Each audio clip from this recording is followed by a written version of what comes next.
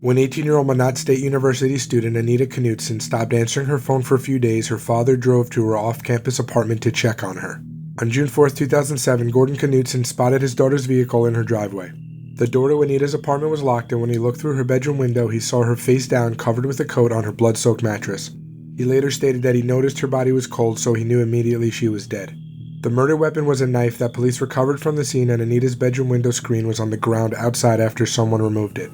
Nothing appeared to be stolen, and Anita hadn't been sexually assaulted. Lacking evidence at the time, detectives were unable to take any suspects into custody, and the case eventually grew cold. However, in March 2022, almost 15 years later, authorities arrested now 35-year-old Nicole Rice at her job and charged her with her former roommate's murder. Detectives said there were discrepancies with Nicole's alibi. Witnesses also claimed the two childhood friends had a soured relationship leading up to the murder, with Anita having to put a lock on her bedroom door. Nicole's trial begins September 27, 2023. On June 27, 1996, 30-year-old Anne-Marie Fahey disappeared in Philadelphia, Pennsylvania. She was last seen with her married boyfriend, Thomas Capano. 3 days later, she was reported missing. Anne had tried to break up with Thomas, expressing her frustration in her journal. Just 2 months before vanishing, she wrote, quote, "Thomas is a controlling, manipulative, insecure, jealous maniac," end quote. 16 months later, Thomas Capano was arrested for her murder after his brother Jerry was threatened with federal weapons charges. Jerry told investigators he helped Thomas dump a body in the Atlantic Ocean 60 miles off Stone Harbor, New Jersey in 1996. He said Thomas told him the body was of someone who was extorting him. Thomas had apparently killed Anne at his rental home, then loaded her body into a deep cooler where Jerry then helped him place it in a boat to dispose of it. They used anchors inside the cooler along with shooting holes in it to sink Anne's body. The cooler was eventually discovered by a fisherman, but Anne Fahey's remains were never found. Thomas Capano was convicted of murder and passed away in prison in 2011. Jerry was given immunity for helping convict his older brother.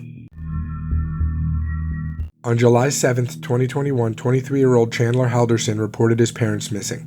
He told authorities that his 53-year-old mother Krista and his 50-year-old father Bart had taken a trip to their cabin in northern Wisconsin for the weekend. 1 day later, Bart's torso was found in rural Dane County, and Chandler was arrested and charged with providing false information. Bart had been shot once before being dismembered. Krista's remains were found less than a week later along the Wisconsin River in Schoeck County. A friend of Chandler's told investigators he'd purchased a gun and ammunition for him a month prior to the murders.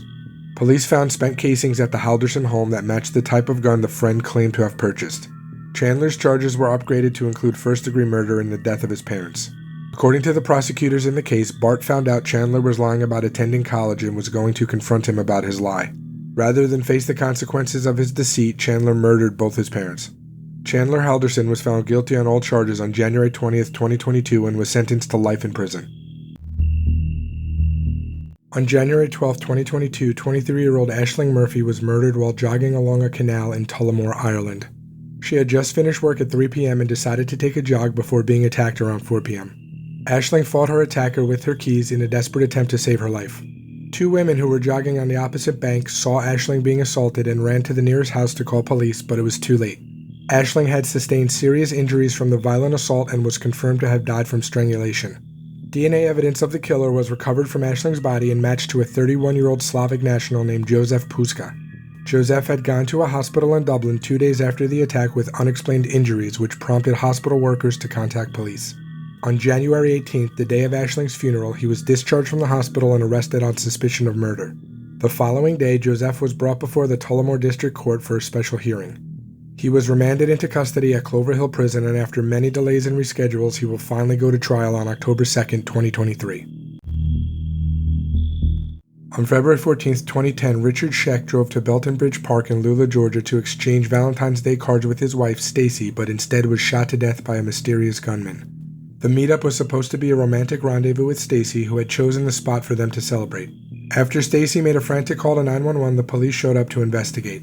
It didn't take them long to find out that the gunman was a man named Reginald Coleman, who was hired by Stacy to kill Richard. Stacy wanted the $500,000 payment from Richard's life insurance. Coleman was a personal trainer who was friends with a co-worker of Stacy's named Lenitra Ross. Lenitra facilitated the meeting between Coleman and Stacy. Reginald was paid $10,000 for the hit, and Lenitra was to be given a small house Stacy owned. Phone records linked the 3 conspirators, and they were all arrested. Stacy was tried for the murder and eventually confessed to hiring Coleman. She was convicted and sentenced to life in prison. Reginald Coleman admitted guilt and was sentenced to life as well. As for Lenitra, she never admitted to any involvement but joined the other 2 with a conviction and a life sentence.